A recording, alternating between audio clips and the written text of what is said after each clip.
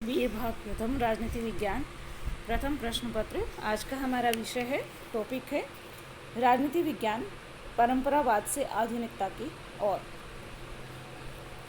विज्ञान और तकनीकी के आविष्कारों ने मित्रों औद्योगिक क्रांति को जन्म दिया। औद्योगिक क्रांति ने समाज में विद्यमान दो वर्गों के साथ साथ एक तीसरे वर्ग यानी कि मध्यम वर्ग को जन्म दिया, जो आगे चलकर राजनीति में अपनी भूमिका उजागर करना चाहता था। अतः एक नए आंदोलन का सूत्रपात हुआ, जिसकी पराकाष्ठा प्रतिनिधि शासन प्रणाली की स्थापना से हुई।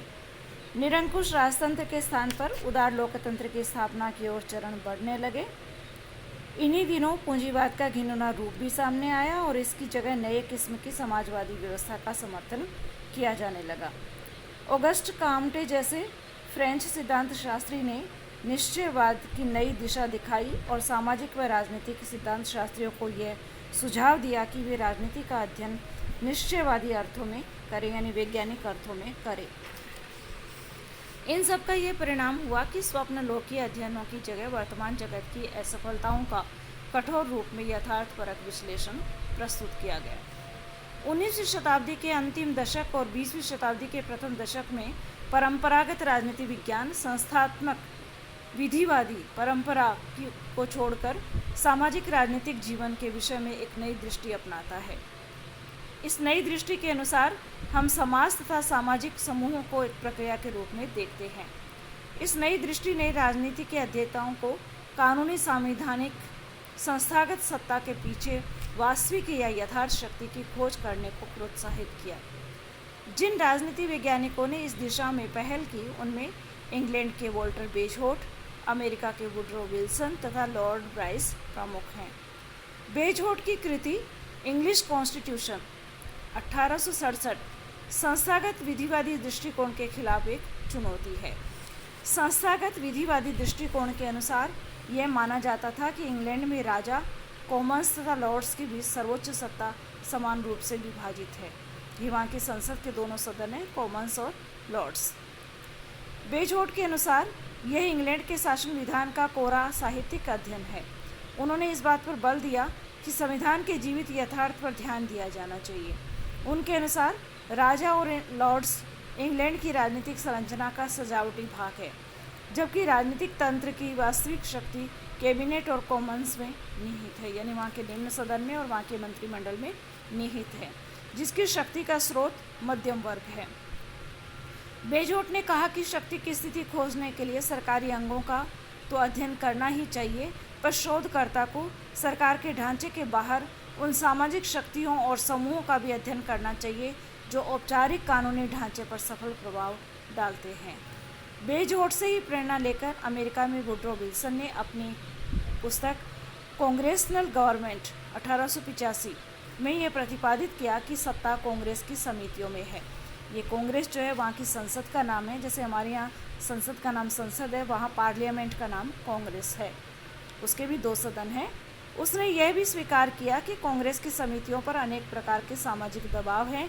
इसीलिए उसने ये कहा कि शोधकर्ता को कांग्रेस के सदस्यों की सामाजिक प्रतिष्ठा, लोभीज और सरकार के अंतर संबंध, राजनीतिक दल, दबाव समूह आदि का भी अध्ययन करना चाहिए।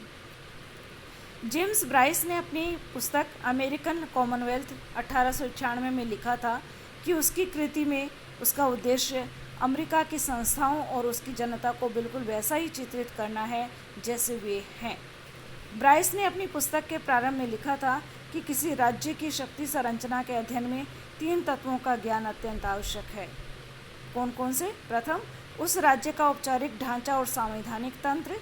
दूसरा, उसका व्यवहार में किस प्रकार क्रियान्वयन होता है। और तीसरा, जो नई दृष्टि प्रदान करती है, वही यह है कि ऊपरी ढांचे और औपचारिक तंत्र के बाहर कौन से ऐसे तत्व हैं जो उस औपचारिक ढांचे को क्रियाशील एवं प्रभावित करते हैं। अपनी कृति के तीसरे भाग में ब्राइस राजनीतिक दलों और उनकी भूमिका का अध्ययन करता है। उसने राजनीतिक दल की संरचना, दल की नौकरशाही आदि का तो अध्ययन किया ही साथ उन सामाजिक परिस्थितियों का भी अध्ययन किया जिनका प्रभाव उन मनुष्यों के स्वभाव और प्रकृति पर पड़ता है जो राजनीतिक दलों का सक्रिय नेतृत्व करते हैं। बेजहोट, वुडरो विल्सन और लॉर्ड ब्राइस की रचनाएं राजनीति विज्ञान को यथार्थवाद की तरफ ले जाने वाले प्रारंभिक प्रयास थे। यथार्थवाद के इस प्रारंभिक चरण में राजनीति विज्ञान संस्थात्मक विधिवादी परंपरा से पूर्ण मुक्ति नहीं पा सका। द्वितीय महायुद्ध के बाद संयुक्त राज्य अमेरिका तथा पश्चिमी जगत में राजनीति विज्ञान की समग्र धारणा में ही क्रांतिकारी परिवर्तन आया। प्रोफेसर चार्ल्स ई मेरियम ने अपनी पुस्तक न्यू एस्पेक्ट्स ऑफ पॉलिटिक्स में यह संकेत कर दिया था कि राजनीति के अध्येता को एक नवीन मार्ग का अवलंबन करना पड़ेगा, क्योंकि राजनीतिक सिद्धांत ऐसी शक्तियों के संपर्क में आ गया है कि कालांतर में वे इसकी प्रकृति को मूलतः संशोधित कर देंगी। आधुनिक राजनीति विज्ञान के निर्माण में अमेरिकी राजनीति वैज्ञानिकों का विशेष योगदान रहा है। यहाँ बड़ी संख्या में राजनीतिक वैज्ञानिकों ने जीव विज्ञान और मानव विज्ञान में हुई प्रगति से प्रेरणा लेते हुए यह महसूस किया कि मनुष्य के बारे में अन्य समाज विज्ञानों में भी अध्ययन किया जाता है। इसलिए विशेषकर मनोविज्ञान जैसे विषयों में तैयार किए गए अनुसंधान के तरीकों से राजनीतिक शास्त्री को लाभान्वित हो सकते हैं। ऐसा माना जाता है कि 1905 में अमेरिकन पॉलिटिकल साइंस एसोसिएशन की स्थापना के साथ और उसके द्वारा राजनीतिक संस्थाओं के संबंध में लक्ष्यों के संग्रह, संयोजन और वर्गीकरण को दी जाने वाली प्रेरणा के परिणाम स्वरूप राजनीति विज्ञान ने अपने विकास के आधुनिक युग में प्रवेश किया। 1908 में अमेरिकी पॉलिटिकल साइंस एसोसिएशन में दिए गए अध्यक्षीय भाषण में लॉर्ड ब्राइस के इस आह्वान ने राजनीतिक वैज्ञानिकों की नई पीढ़ी को प्रेरणा दी कि उनका संबंध लक्ष्यों और केवल तथ्यों से होना चाहिए। अन्य अग्रणी राजनीतिक वैज्ञानिकों में Arthur Bentley, Charles A Beard, A L. Lowell जैसे विद्वानों ने आदर्श लोक की रचना करने वाले यूटोपियन सिद्धांत शास्त्रियों की आलोचना करते हुए राजनीति विज्ञान में पूर्ण निष्पक्षता सुनिश्चित करने के लिए सांख्यिकीय तकनीकों के अधिकाधिक प्रयोग करने पर बल दिया। 1920 के बाद शिकागो विश्वविद्यालय के चार्ल्स मेरियम व्यवहारवादी राजनीतिक सिद्धांत के मुख्य प्रवक्ता के रूप में हमारे सामने आए। व्यवहारवादी परंपरा के प्रमुख प्रतिपादक के रूप में उन्होंने इस बात पर जोर दिया कि समाज विज्ञान, मनोविज्ञान, भूगोल, मानव विज्ञान, जीव विज्ञान और सांख्यिकी की विधियों व निष्कर्षों की ओर अधिकाधिक ध्यान दिया जाना चाहिए। 1925 में अमेरिकी पॉलिटिकल साइंस एसोसिएशन के सम्मेलन में अध्यक्षीय भाषण देते हुए उन्होंने इस बात पर बल दिया कि राजनीति विज्ञान के क्षेत्र में वैज्ञानिक तकनीक और वैज्ञानिक पद्धति का विकास किया जाना चाहिए। चार्ल्स मेरियम की तरह ही मित्रों, गोस्नेल ने मतदान के आंकड़ों के इस्तेमाल में सांख्यिकीय व व्यवहारवादी तकनीकों का प्रयोग किया। मेरियम के शिष्य हेराल्ड लासवेल ने 1930 में अपनी पुस्तक साइकोपैथोलॉजी एंड पॉलिटिक्स में राजनीति को फ्राइड के मनोविज्ञान के आधार वाक्यों से संबंधित किया। इस प्रकार मेरियम, गोस्नेल और लासवेल जैसे शिकागो विश्वविद्यालय के आचार्यों के योगदान से एक नवीन प्रकार का राजनीति विज्ञान अस्तित्व में आया, जिसे शिकागो स्कूल के नाम से जाना जाता है। शिकागो के राजनीतिक वैज्ञानिकों ने दार्शनिक, ऐतिहासिक और सांस्कृतिक दृष्टिकोणों से अपना संबंध तोड़ते हुए राजनीतिक प्राणी के रूप में मनुष्य के प्रेक्षात्मक आचरण यानी व्यवहार पर सारा बल दिया। उन्होंने मानव व्यवहार एवं समूह के अध्ययन पर अधिक ध्यान केंद्रित किया, जिसमें व्यवहारवाद को अपना स्वाभाविक आरंभ बिंदु प्राप्त हुआ। 1930 तक व्यवहारवादी राजनीतिक सिद्धांत के क्षेत्र में शिकागो स्कूल अपना स्थान बना चुका था। आगे चलकर मेरियम, गोस्नेल और लासवेल के अलावा David Easton, Stuart Rice, Robert A Dahl और वी.ओ.के. जूनियर जैसे लोग अपनी पुस्तकों के साथ आगे आए। राजनीति विज्ञान के इन सिद्धांतों ने परंपरागत राजनीति विज्ञान पर करारा प्रहार किया।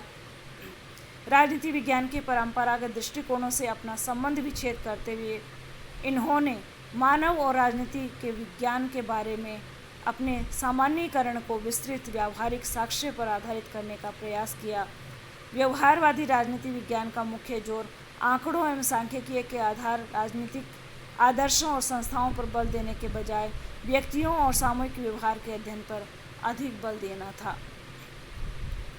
शिकागो स्कूल के प्रभाव से द्वितीय विश्व युद्ध के बाद राजनीतिक व्यवहार और तुलनात्मक राजनीति के अध्ययन हेतु अनेक केंद्रों की स्थापना की गई।